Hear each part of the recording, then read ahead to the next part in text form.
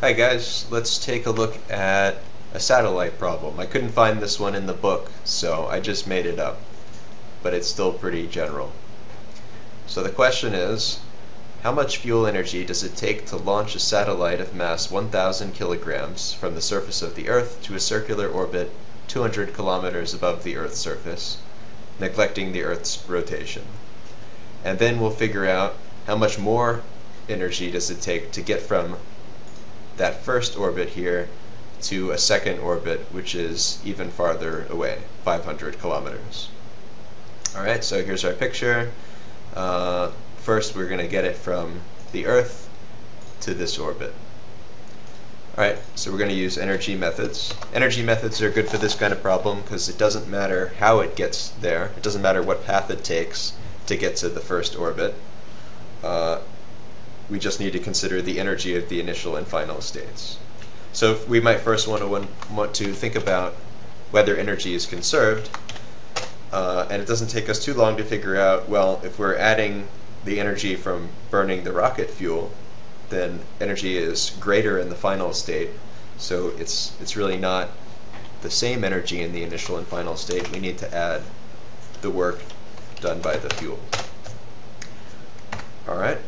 And then, as usual, we can expand that and consider whether any of these terms are zero.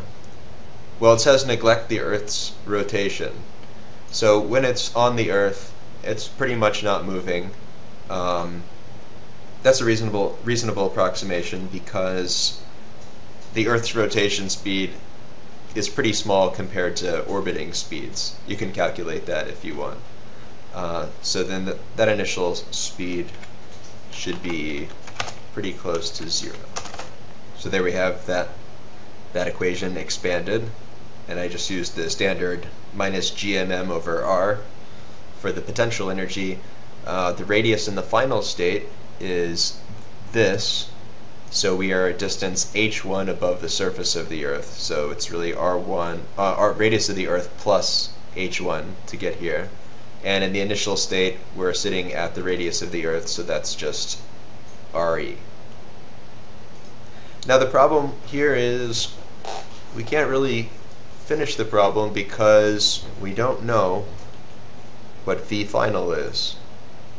But we do know it's moving in a circle. So there's a way to figure this out. And that's to consider that the sum of the centripetal forces, well, there's only one force acting on the satellite when it's in orbit here. And that force, of course, is gravity. So gravity is providing the centripetal force. We could draw in gravity. There it is. And that force is pointing towards the center of the orbit, which is a circle. So we can use the famous mv squared over r for the centripetal force and set that equal to gravity. And that will allow us to determine what the velocity is at that first orbit. I used that the radius is radius of the Earth plus the altitude, which is the distance from the center of the circle. And I also used that here for the force. Whoops, that's supposed to be squared, because the universal law of gravitation is gmm over r squared. I'm not sure if I mentioned before, but of course little m is the mass of the satellite. Okay, and that's going to cancel out of this equation. Notice also we can cancel a factor of the denominator out of both of these terms because the denominators are the same. And now we can figure out what V final squared is. Now we get some interesting simplifications in the math here. For instance, here I just substituted in what we found for V squared, so this is 1/2 m V squared, that term solved for from the centripetal force equation. And then here's the potential energy that we had before in what I've labeled as equation 1. And notice that these two terms have a lot of the same constants. Oops, there's supposed to be a sub 1 there. So let's factor out all those constants and see what we get. We get that. And that's actually a pretty general formula. In fact, that is a general result for circular orbits at whatever radius and whenever the two masses happen to be.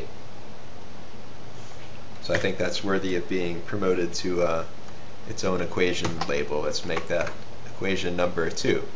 And we'll come back to that because we are going to look at a second circular orbit later on in part B, and we've already done a lot of the work for that. Alright, let's finish solving part A. Going back to equation 1, and armed with our circular motion total energy formula, which allowed us to simplify the final total energy to this, now we have a pretty simple looking equation, and notice we have a lot of the same factors on these two terms here, so I'll just skip a little bit of algebra, and here's the result for the work done by the fuel. And, surprise, the mass of the satellite matters. Often in these kind of problems we see the mass of the satellite canceling out, but that's not the case here, and intuitively it makes sense why that's not the case, because if the satellite weighs more, it's going to take more energy to get it into orbit. So it's a good thing that we see the mass of the satellite appearing here. Okay, and this term in the parentheses better end up being positive or we screwed up. So let's take out our calculator and type this in, and we'll see. Okay, that's our result. I have G times mass of the Earth, which is about 6 times 10 to the 24th kilograms, times the mass of the satellite, which is given in the problem as 1,000 kilograms, and then times that factor in the parentheses.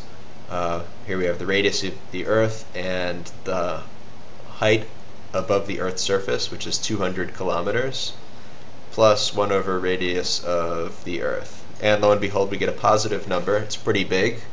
It's in the gigajoules, times 10 to the 9th joules. And, well, that's to be expected. It takes quite a bit of energy to move something, especially something really heavy like 1,000 kilograms, into space, into an orbit. So that seems like a reasonable number. Alright.